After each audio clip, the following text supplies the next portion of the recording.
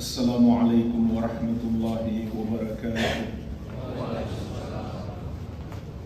Allahu Akbar, Allahu Akbar, Allahu Akbar,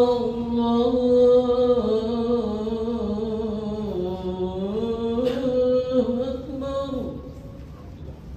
Asyhadu an la ilaha illallah. Asyhadu an la ilaha illallah.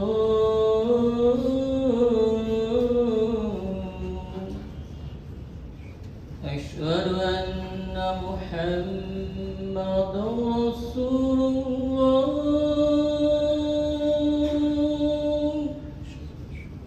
Asyhadu anna Muhammadan Rasulullah.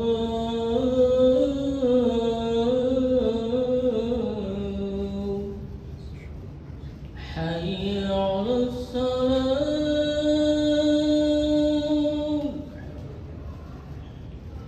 Hayya 'alas salam.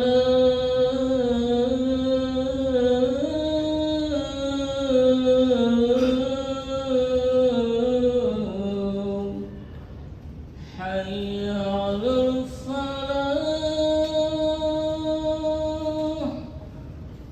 Hayya 'alal falah.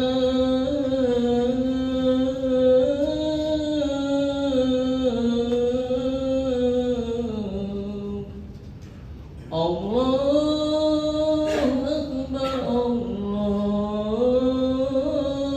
Allahu Akbar. La ilaha illallah.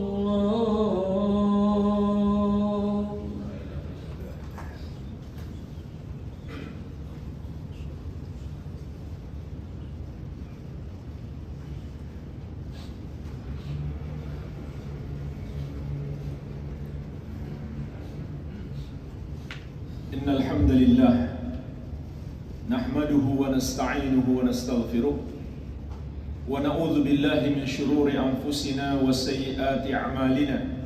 May yahdihillahu fala mudilla lahu wa may yudlil fala hadiya lahu. Asyhadu an la ilaha illallah wahdahu la syarika lahu wa asyhadu anna Muhammadan abduhu wa rasuluh sallallahu alaihi wa ala alihi wa sahabatihi ajma'in wa man tabi'ahum bi ihsanin ila yaumiddin. Ya ayyuhalladzina amanu taqullaha haqqa tuqatih wa la tamutunna illa wa antum muslimun. Ya ayyuhan nasu taqu rabbakumul ladzi khalaqakum min nafsin wahidah wa khalaqa minha zawjaha wa batha minhuma rijalan katsiran wa nisaa'a wattaqullaha alladzi tasaaluna bihi wal arham innallaha kana 'alaikum raqiba. يا أيها الذين آمنوا اتقوا الله وقولوا قولا سديدا يصلح لكم أعمالكم ويغفر لكم ذنوبكم ومن يطع الله ورسوله فقد فاز فوزا عظيما أما بعد. فإخواني في الدين jamaah salat Jumat kaum muslimin yang saya cintai dan saya muliakan, rahimani wa rahimakumullah. Semoga Allah Subhanahu wa taala senantiasa mencurahkan rahmatnya kepada kita sekalian. Sesungguhnya bukti cinta yang terbesar dan kasih sayang kita kepada anak dan istri kita adalah kita menjaga mereka dari api neraka. Itulah tanggung jawab terbesar kita sebagai orang tua dan sebagai suami bagi istri kita. Kita semua sudah paham bahwa kita juga harus memperhatikan kesehatan mereka, makan mereka, pakaian mereka. Tetapi ada yang lebih besar daripada itu, yang lebih wajib atas kita, yaitu menjaga mereka dari api neraka. Itulah bukti kita benar-benar menyayangi mereka. Karena semua penderitaan di dunia ini tidak ada apa-apanya dibandingkan dengan azab neraka. Sebagaimana semua kenikmatan yang kita rasakan di dunia ini tidak ada apa-apanya dibandingkan nikmat surga. Oleh karenanya kebaikan terbesar yang kita berikan kepada keluarga kita adalah mengantarkan mereka ke surga. Sebagaimana perintah Allah Subhanahu wa taala, "Ya ayyuhalladzina amanu qu anfusakum wa ahlikum nara." Wahai orang-orang yang beriman, jagalah dirimu dan keluargamu dari api neraka. Allah memanggil kita dengan panggilan keimanan agar kita benar-benar memperhatikan ini persoalan yang sangat penting. Ini kewajiban yang besar kepada keluarga kita. Jaga mereka dari api neraka. Pertanyaannya jemaah sekalian, gimana caranya? Sahabat yang mulia Ali bin Abi Thalib radhiyallahu anhu menjelaskan, maksud ayat ini, jaga keluargamu dari api neraka adalah allimuhum addibuhum. Berikan kepada mereka pendidikan agama dan berikan hukuman-hukuman ringan kalau mereka tidak mau mengamalkan ajaran agama. Perintahkan kepada mereka melakukan perintah-perintah Allah dan larang mereka apabila melakukan larangan-larangan Allah Subhanahu wa taala. Itulah yang dimaksud menjaga keluarga kita dari api neraka. Inilah sebetulnya tanggung jawab terbesar kita sebagai kepala keluarga, yang kelak di hari kiamat Allah akan mintai pertanggungjawaban atas kita. Karena ini amanah yang Allah berikan di pundak kita, sehingga kelak di hari kiamat Allah Subhanahu wa taala akan meminta pertanggungjawaban atas amanah yang telah Dia berikan kepada kita. Oleh karenanya jemaah sekalian, bagaimana caranya agar kita bisa sukses dalam mengantarkan keluarga kita ke surga dan selamat dari api neraka, atau dalam memberikan pendidikan agama yang baik kepada mereka? Paling tidak jemaah sekalian, ada 5 hal yang hendaklah kita perhatikan. Yang pertama, kita perlu ilmunya. Sebab gimana mungkin kita bisa mengajari keluarga kita ilmu agama kalau kita sendiri nggak tahu ilmunya? Apa yang mau kita ajarkan? Sehingga jemaah sekalian, disinilah seorang kepala keluarga itu yang paling wajib untuk belajar ilmu agama. Makanya bersyukur kalau di kantor kita misalkan, atau di lingkungan tempat tinggal kita, atau di sebuah masjid yang memungkinkan kita mampir, ada majelis ilmu. Itu bersyukur. Nikmat yang Allah berikan. Itu adalah kesempatan kita mengumpulkan modal demi membimbing keluarga kita ke surga. Dan ilmu yang paling penting jamaah sekalian, secara garis besarnya ada 3 macam ilmu. Yang pertama, ilmu tentang tauhid, yaitu yang terkandung di dalam la ilaha illallah. Kita tanamkan kepada keluarga kita, la ilaha illallah artinya adalah tidak ada yang berhak disembah kecuali Allah. Itu tafsir la ilaha illallah. Tanamkan kepada istri dan anak kita, hanya Allah yang berhak disembah. Semua yang disembah selain Dia itu batil, karena hanya Allah yang maha kuasa, yang maha perkasa, yang maha tinggi lagi maha besar. Sebagaimana Allah tegaskan dalam Al-Quran, "Dzalika bi anna Allaha huwal haq wa anna ma yad'una min dunihi huwal batil wa anna Allaha huwal aliyyul kabir." Yang demikian itu dialah Allah, sesembahan yang benar, dan yang mereka sembah selain Dia adalah batil, salah, tidak benar. Dan bahwasanya Allah dialah yang maha tinggi lagi maha besar. Semua selain Dia kecil, semua selain Dia rendah. Maka hanya Dia yang berhak disembah. Dan menyembah kepada selain Allah atau menuhankan selain Allah, itulah jemaah sekalian dosa terbesar yang disebut dosa syirik. Oleh karenanya dalam Al-Quran Allah mengangkat profil seorang ayah sampai dinamakan surat itu dengan namanya, yaitu surat Luqman. Allah muliakan dia di dalam Al-Quran. Kenapa? Karena dia punya nasihat-nasihat yang sangat indah kepada anaknya. Ini setiap ayah, ibu juga harus belajar secara khusus apa saja nasihat Luqman kepada anaknya. Dan dari banyaknya nasihat beliau, maka nasihat beliau nomor 1 adalah, "Ya bunayya la tusyrik billah, inna syirka la zulmun azim." Wahai anakku, janganlah engkau mempersekutukan Allah. karena sesungguhnya mempersekutukan Allah itu adalah kezaliman yang sangat besar, dosa yang sangat besar. Ketika Ibnu Abbas radhiyallahu anhuma baru berumur 9 tahun, maka Rasulullah SAW sebagai abang sepupunya, juga sebagai gurunya, memberi pengajaran kepada beliau. Di saat dia masih sangat kecil, sudah ditanamkan tentang akidah. Nabi SAW mengatakan kepadanya, "Idza sa'alta fas'alillah, wa idza sta'anta fasta'in billah." Kalau kamu mau minta sesuatu, mintalah kepada Allah. Kalau kamu butuh pertolongan, mohonlah dengan hati yang bergantung kepada Allah Subhanahu wa taala. Tanamkan kepada anak-anak kita, Allah dialah yang maha mampu mengabulkan semua permohonan kita.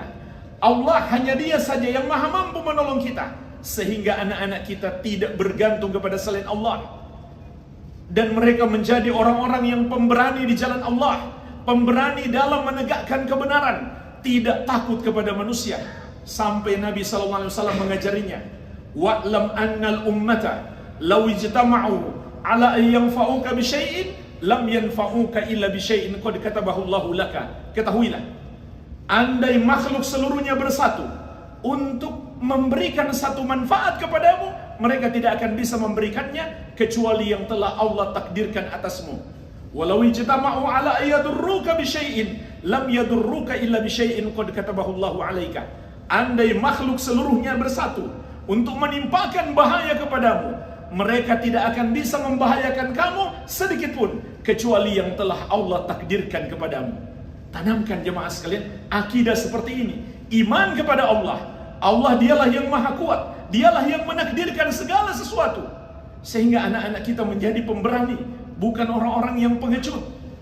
Sehingga ketika diajak untuk berbuat dosa, diberi tekanan sedikit, dia pun ikut-ikutan berbuat dosa karena takut kepada atasan, karena takut dicibir oleh teman. Dia menjadi orang yang penakut. Padahal jemaah sekalian, kalau kita beriman kepada Allah Subhanahu wa taala, niscaya tidak akan ada yang bisa membahayakan kita kecuali yang telah Allah tetapkan. Ini ilmu yang pertama, ilmu tentang keimanan kepada Allah. Tanamkan kepada anak-anak kita. Kalau begitu kita harus perdalam ilmu ini sebagai orang tua. Yang kedua, ilmu tentang tata cara ibadah sesuai petunjuk Nabi Muhammad sallallahu alaihi wasallam. Karena jemaah sekalian, ibadah tidak akan diterima oleh Allah kecuali sesuai petunjuk beliau, sebagaimana sabda beliau, "Man amila amalan laisa alaihi amruna fahuwa raddun." Barang siapa mengerjakan satu amalan tidak ada padanya petunjuk dari kami, maka amalan tersebut tertolak. Terutama sholat 5 waktu. Disiplinkan anak kita sejak dini, benar-benar menjaga sholat 5 waktu. Awasi terus bagaimana dia mengamalkannya tepat waktu dan juga sesuai petunjuk Nabi Muhammad SAW. Kalau begitu kita juga harus belajar, sebab Nabi SAW mengatakan, "Sallu kama ra'aitumuni usalli." Salatlah kamu seperti kamu lihat aku salat.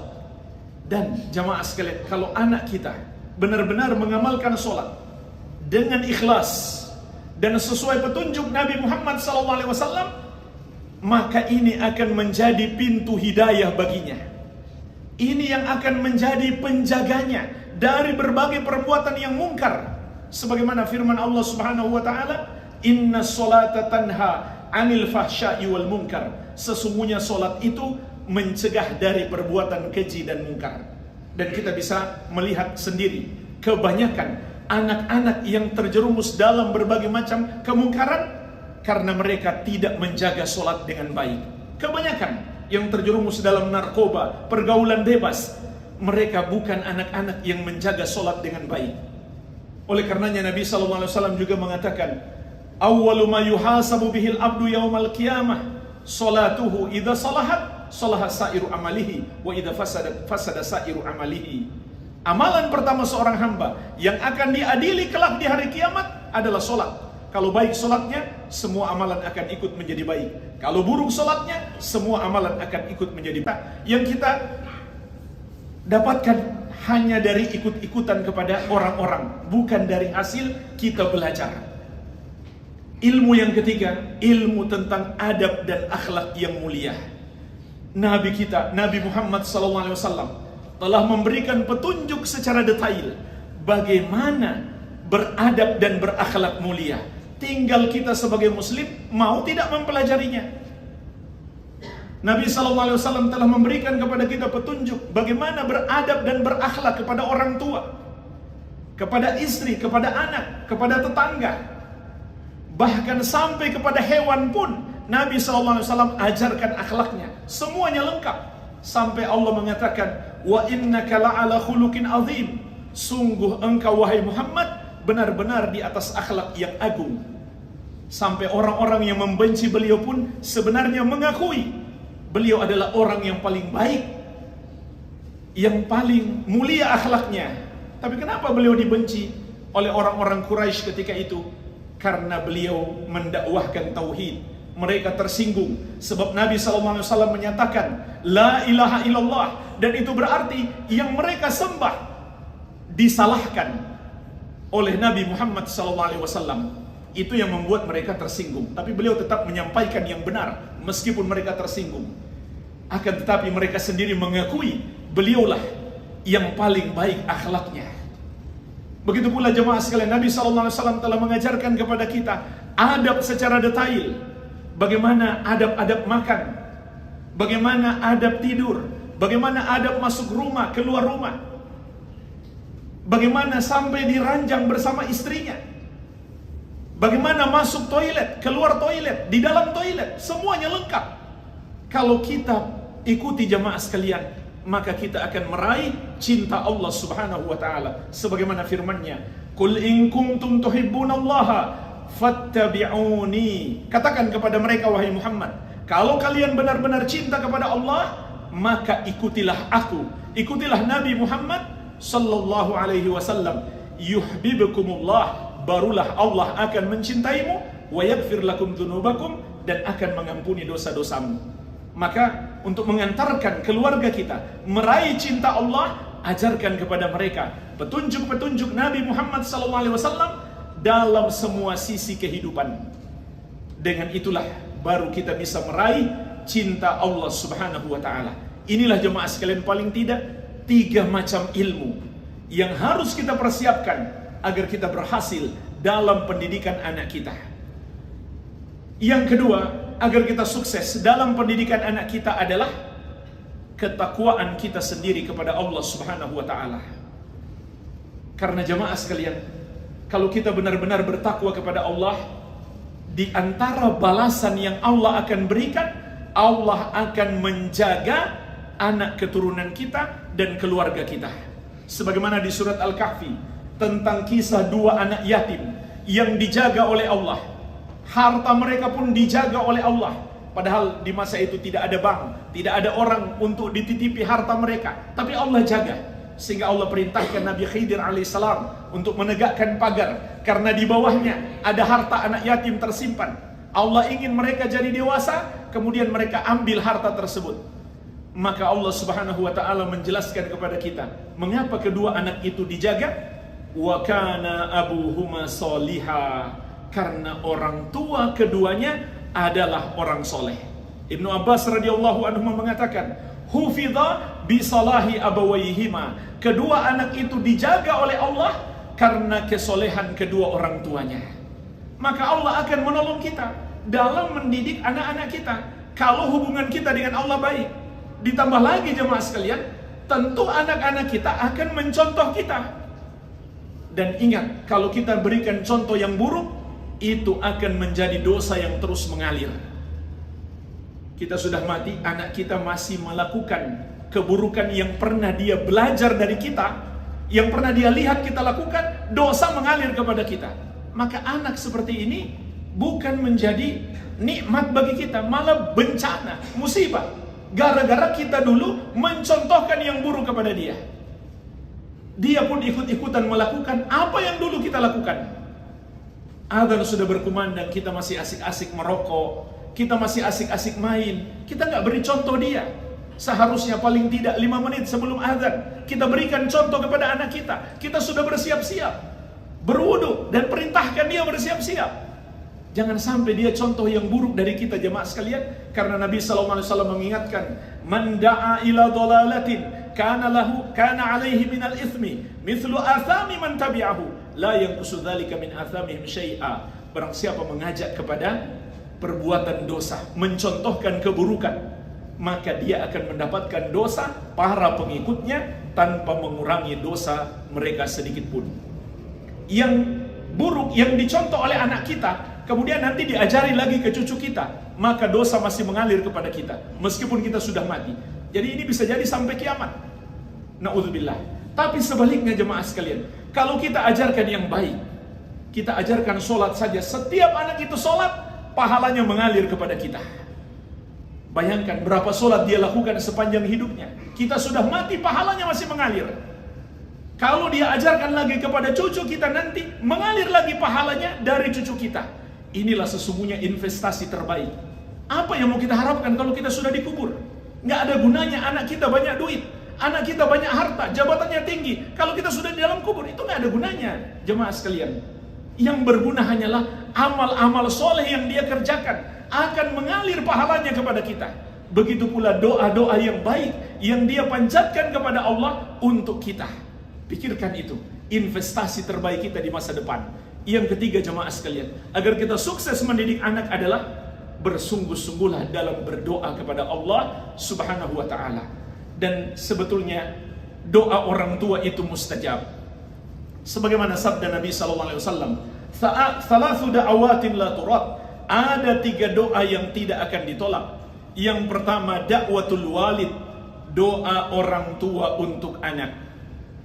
Yang kedua, da'watu al-musafir, doa seorang musafir, orang yang melakukan perjalanan jauh. Maka dari itu ketika kita melakukan perjalanan jauh, jauhi maksiat. Yang ketiga, doaul mazlum, da'watul mazlum, orang yang dizolimi. Hati-hati kalau kita zolim kepada orang, lalu dia doakan keburukan bagi kita, Allah pasti kabulkan. Kita mungkin selamat dari hukum di dunia, tapi kita nggak akan selamat dari azab Allah Subhanahu wa ta'ala. Jadi doa orang tua untuk anak mustajab. Oleh karenanya jemaah sekalian, di sini ada pelajaran penting. Jangan sekali-kali doakan keburukan untuk anak.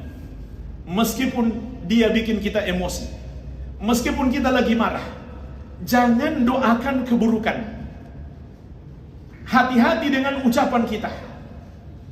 Semoga kamu celaka, hati-hati, awas, itu ucapan berbahaya. Tetap, senakal apapun anak kita, doakan yang baik. Minimal kita katakan, semoga Allah berikan hidayah kepadamu. Biarpun kita kalimatnya marah, tetap doanya baik. Karena doa orang tua itu mustajab. Maka doakanlah selalu yang baik. Dan perlu kita lebih bersungguh-sungguh dalam berdoa. Bangun malam, terutama di sepertiga malam yang terakhir. Lebih afdal lagi kalau kita sholat tahajud, lalu kita doakan di dalam sujud kita. Setelah baca zikir sujud, kita tambahkan doa untuk kebaikan anak-anak kita. Di dalam Al-Quran banyak sekali jemaah sekalian Allah sebutkan doa para nabi dan rasul untuk anak-anak mereka. Nabi Ibrahim alaihissalam berkata, Rabbi habli minas salihin, wahai Rabbku anugerahkan kepadaku anak yang saleh. Rabbi ja'alli muqimas salati wa min dzurriyyati, wahai Rabbku jadikan aku orang yang menegakkan salat. Begitu pula anak keturunanku, jadikan anak-anak yang menegakkan salat. Wajnubni wa baniya an na'budal asnam, wahai Rabbku jauhkan aku dan anakku dari menyembah selain Engkau, dari menyembah berhala, dari menyembah patung-patung. Ini doa yang paling utama. Doa supaya dapat hidayah, doa supaya masuk surga. Tapi tidak mengapa kalau kita ingin doa untuk kemaslahatan duniawi mereka, untuk kesehatan dan lain-lain. Namun jemaah sekalian ingat, dikabulkannya doa itu ada syarat.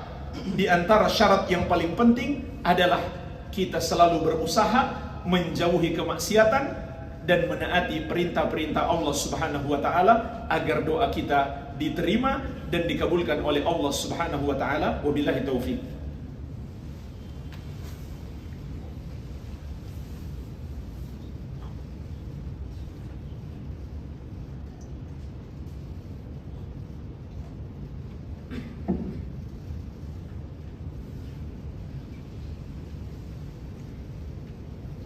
Alhamdulillah, Wassalatu wassalamu ala Rasulillah wa ala alihi wa sahbihi wa man walah.